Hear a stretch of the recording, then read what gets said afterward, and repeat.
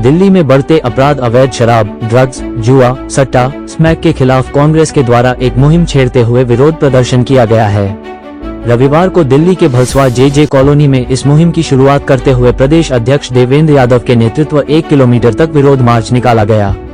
इस पैदल मार्च के दौरान लोगों की भारी भीड़ देखने को मिली। बता दें कि यह विरोध प्रदर्शन का मार्च भलसवा जे कॉलोनी से शुरू होकर थाना भलसवा तक यह मार्च निकाला गया। विरोध मार्च संपन्न होने के बाद थाने में एक ज्ञापन भी सौंपा गया। आइए देखते हैं टोटल खबरें के वरिष्ठ संवाददाता राजेश खन्ना की रिपोर्ट में।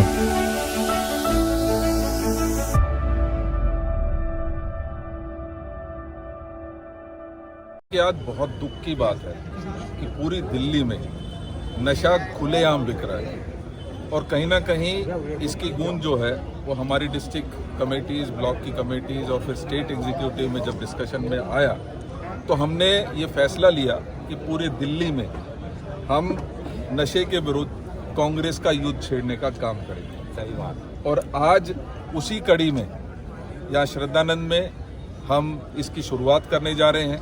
यहाँ पर हमारे बादली विधानसभा के क्षेत्र के जहाँ सारे सहयोगी आए हैं, वहीं दिल्ली के विभिन्न कोनों से भी हमारे नेतागण और हमारे सहयोगी या इस युद्ध में अपना सहयोग करने के लिए पहुँचे। आज दुख इस बात का होता है कि दिल्ली में जिसमें एक वर्ल्ड क्लास सिटी की नींव माननीय शीला जी ने रखी थी, आज कहीं ना कहीं उसकी हालत दिन ब दिन बिगड़ती जा रही है। आज यहाँ बेरोजगारी का आलम है और बेरोजगारी के चलते एक इजी मनी कमाने के लिए सट्टे का और इसके साथ साथ नारकोटिक्स, जिसमें हर तरीके की ड्रग्स हैं, जिसमें इलीगल लिकर है, वो बहुत तेज़ी से पूरी दिल्ली में बढ़ा है। मुझे दुख इस बात का होता है कि आज दिल्ली में जिसे एक बहुत सुरक्षित शहर माना जाता था, आज कहीं ना कहीं ये रेप कैपिटल में कन्वर्ट होता जा रहा है। और उसका बड़ा कारण कहीं ना कहीं मैं इस नारकोटिक्स, इस नशे को ज़रूर मैं मानता हूँ। इस नशे से लोगों की ज़िंदगियाँ बर्बाद हुई हैं, परिवार ख़त्म हो गए हैं। आज हर परिवार में जो व्यक्ति कमाता है वो दुखी है कि उसका घर में कोई ना कोई बच्चा इस नशे की चपेट में आ चुका है। लोग अपना पेट काट कर अपने बच्चों को पढ़ाते हैं, लिखाते हैं इस उम्मीद में कि हमारा बच्चा बड़ा होकर उनका सहारा बनेगा, लेकिन रोजगार नहीं होने की वजह से कहीं ना कहीं मैंने देखा है कि वो लोग सट्टे की तरफ आकर्षित हुए और वहीं से नशे की तरफ आकर्षित हुए। और हालत ये है कि दिल्ली में आज लगभग 6 रेप हर रोज दिल्ली में होते हैं। आज 2 मर्डर हर रोज दिल्ली में होते हैं। और अगर मैं चेन स्नैचिंग, छुरी, चाकू, जिस तरीके से लगातार छोटे पेटी क्राइम्स की बात करूं तो उनका नंबर बहुत ज़्यादा होता जा रहा है। मुझे दुख होता है कि 12,000 करोड़ रुपए दिल्ली पुलिस को दिल्ली की सुरक्षा के लिए मिलते हैं, लेकिन आज अगर इस दिल्ली की कानून व्यवस्था को देखें, बढ़ते नशे के कारोबार को देखें तो दुख भी होता है। लिहाजा आज हमने ये तय किया है कि हम इस सोती हुई सरकार को जगाने का काम करेंगे। और मैं जब सोती हुई सरकार बोल रहा हूँ तो इसका बड़ा कारण ये है कि नारकोटिक्स के लिए जो एनकोड एक सबसे बड़ी कोऑर्डिनेशन की कमेटी बनी है, जिसमें ये तय होता है कि क्या एक्शन लिया जाए, किस तरीके से इसको रोका जाए।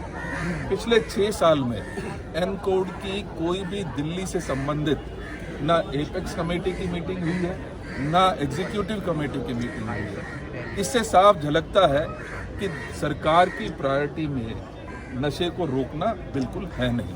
लिहाजा हमने दिल्ली कांग्रेस ने फैसला लिया है कि सोती हुई सरकार को जगाने का काम करेंगे, लोगों को जागरूक करने का काम करेंगे, उनको सही रास्ते पर लाने के लिए एक कोशिश हम दिल्ली कांग्रेस की तरफ से कर रहे हैं, जिसका पूरी दिल्ली में इसका आगाज होगा। आज ये यहाँ से शुरुआत हुई है। हर डिस्ट्रिक्ट और हर ब्लॉक तक हमारी ये जो यात्राएं हैं ये चलेंगी और लोगों को अवेयर करने का काम करेंगे। क्या मुख्यमंत्री से आईजी से मिलेंगे आप क्या इसके लिए? निश्चित मुख्यमंत्री आईजी की शुरुआत है ये, और मैंने कहा कि ना सिर्फ डिस्ट्रिक्ट लेवल पे, ब्लॉक लेवल पे भी हर कॉलोनी में अगर हमें जागरूकता अभियान चलाना पड़ा तो हम वो चलाएंगे। देखिए, सीधी सी बात है कि जो युवा है वो इसकी तरफ ज़्यादा आकर्षित है और उसका बड़ा कारण है कि उसको लगातार रोजगार नहीं मिल पाना एक बड़ा कारण है। नहीं रोजगार मिलने की वजह से वो कहीं ना कहीं आकर्षित होता है सट्टे की तरफ, जो हर गली और कोने पर आपको सट्टे के खिलाने वाले लोग मिल जाएंगे, उनके ऊपर किसी प्रकार की कोई नकेल नहीं है।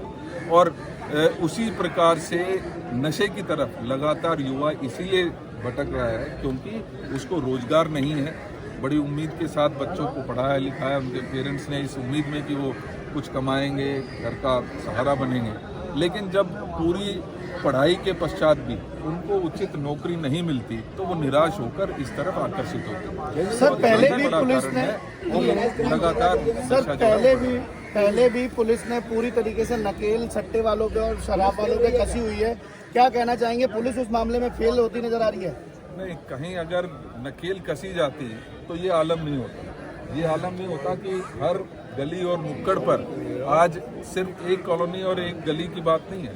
मैं पूरी दिल्ली में कोई ऐसा कॉलोनी नहीं है, ऐसा कोई जगह नहीं है जहां पर सरेआम खुलेआम नशों का व्यापार बढ़ रहा है। निश्चित ही देखिए, ये इतना बड़ा कारोबार हो गया है। हमने और आपने महसूस किया और ये देखा है कि ऑब्जर्व किया है कि पिछले काफ़ी समय से जो ड्रग्स है वो इंटरनेशनल बाज़ार इसको कंट्रोल करता है। बाहर से आता है नशा, पोर्ट्स पर जो हमारे गुजरात के पोर्ट्स हैं वहाँ पर कई बार पकड़ा गया है, लेकिन सरकार की लापरवाही की वजह से उसके ऊपर कोई नकेल नहीं कसी जा रही। तो कहीं ना कहीं इसमें जो ऑर्गेनाइज्ड कार्टेल है वो साफ नज़र आता है और इसकी ओर सरकार को ध्यान देना चाहिए। लोगों की जिंदगियां बर्बाद हो रही हैं, घर के घर, परिवार के परिवार, जिनमें किसी के 2 बच्चे हैं, किसी 3 बच्चे हैं, वो पूरी तरीके से नशे के आदी हो चुके हैं।